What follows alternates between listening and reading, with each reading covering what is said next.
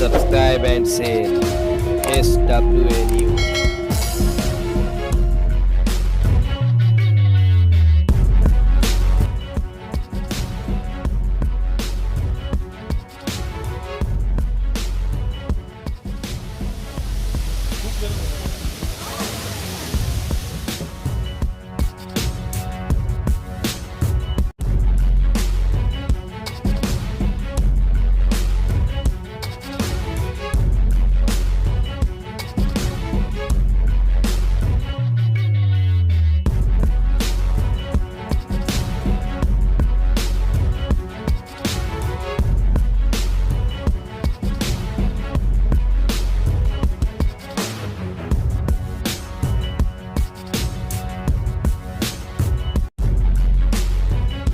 को आप क्या मैसेज देना चाहेंगे? ये महाराष्ट्र सरकार ने पुण्य श्लोक अहिल्याबाई होलकर महिला समस्या समाधान शिविर पूरे महाराष्ट्र में रखा है।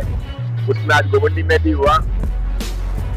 150 से करीब कंप्लेंट का हमने ऑन द स्पॉट किया। बाकी कंप्लेंट अभी ऑफिसर्स करेंगे। सबने बहुत अच्छा सहयोग किया। गोविंदे में पॉल्यूशन की, कचरे की समस्या बहुत ज्यादा है। नाले की सफाई की समस्या है। इसके बारे में अधिकारी लोग ध्यान देंगे, ऐसा उन्होंने विश्वास दिलाया। प्रोग्राम के बारे में आप क्या बोलना चाहेंगे?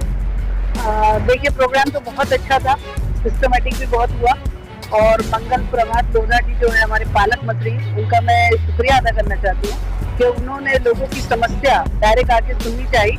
और लेकिन कहीं ना कहीं एक इसमें छोटी मोटी जो दिक्कतें थी, ऑनलाइन कंप्लेंट करना था और ऑनलाइन कंप्लेंट करने के लिए मुझे नहीं लगता कि यहाँ के 100% जो स्लम इलाका है वहाँ के लोग सक्षम है। कहीं ना कहीं थोड़ी सी कोताही हुई है और इसको पहले से अगर कायदे से अरेंज करते तो मेरे ख्याल में कंप्लेंट्स और आती।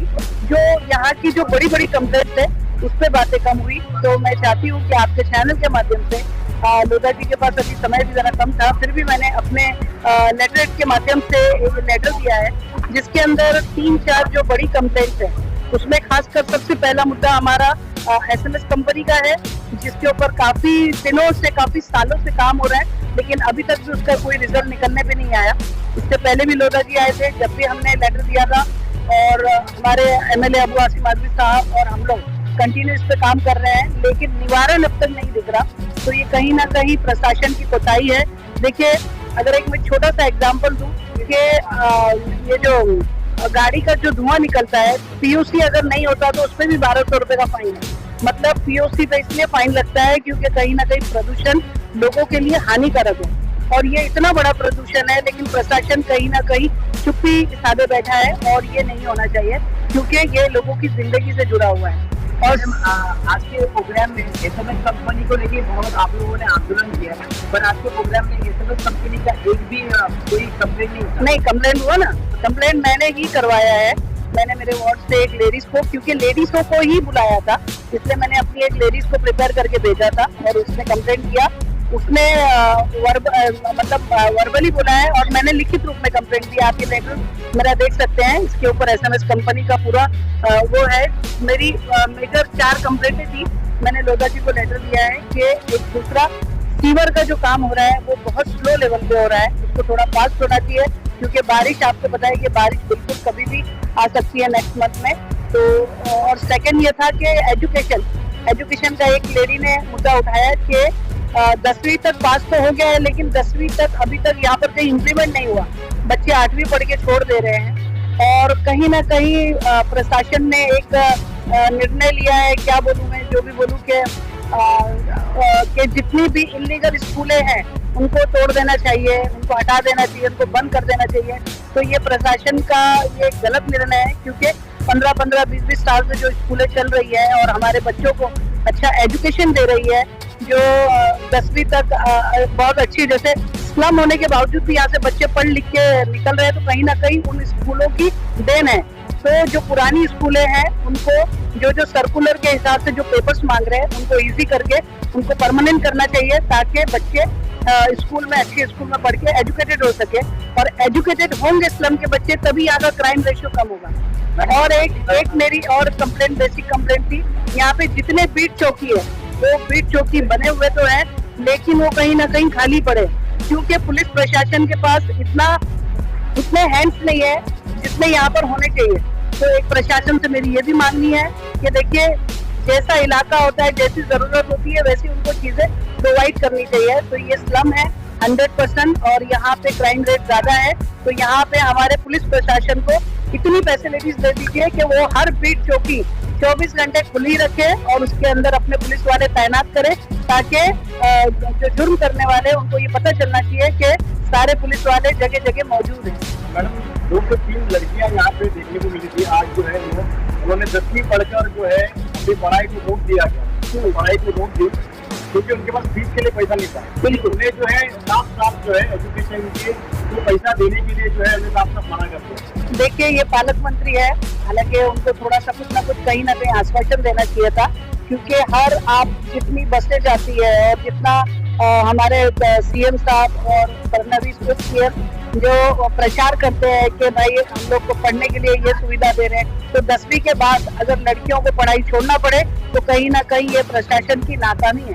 अगर प्रशासन कामयाब होना चाहती है अच्छे लेवल पे, तो जो 10वीं से हम डीएमसी से स्कूल पढ़ तो लेते हैं, आगे के पढ़ाई का इंतजाम उनको करवाना चाहिए जो बच्चे पढ़ना चाहते हैं। अगर बच्चियां नहीं पढ़ रही तो ये प्रशासन की नाकामी है। क्या कहीं ना कहीं सरकार सिर्फ 10वीं तक का ही पढ़ाना चाहती है पूरे देश के बच्चे को, इसलिए नहीं रोक देना चाहती? नहीं सर, 10वीं तक भी कहाँ पढ़ा रही है इसको, ये तो सिर्फ 8वीं तक है बीएमसी का। 10वीं पास हुआ है लेकिन उसको इम्प्लीमेंट नहीं कर रहे हैं, बोलते जगह नहीं है। तो मैं बोलती हूँ जगह नहीं है तो फिर 8वीं तक करने पढ़ाई पढ़ने का तो बच्चों को कोई मतलब ही नहीं है, ये भी बंद कर दीजिए। अगर आप एक पूरी पढ़ाई नहीं करवा सकते बच्चों की तो आपको ये स्कूल खोलने का बीएमसी का कोई अधिकार नहीं है।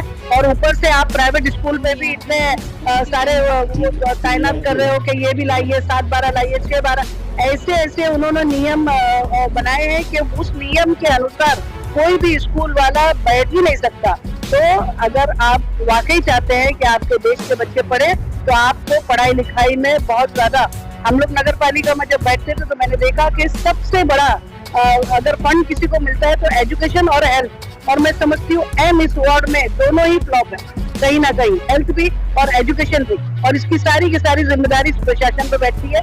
अगर हमारे पालक मंत्री आज यहाँ पर आए हैं तो मैं समझती हूँ उनसे अकेले मिलने का मौका नहीं मिला, हालांकि मुझे कहीं ना कहीं बहुत नाराजगी थी, क्योंकि एक्स नगर सेवक जितने थे उनको भले लीगल तौर से नहीं पर इलीगल तौर से हम लोगों को इन्फॉर्म करना चाहिए था, क्योंकि हमारे वार्ड की जो समस्या हम बता सकते हैं वो आम जनता नहीं बता सकती, वो सिर्फ अपनी इंडिविजुअल जो परेशानी वही बता सकती है।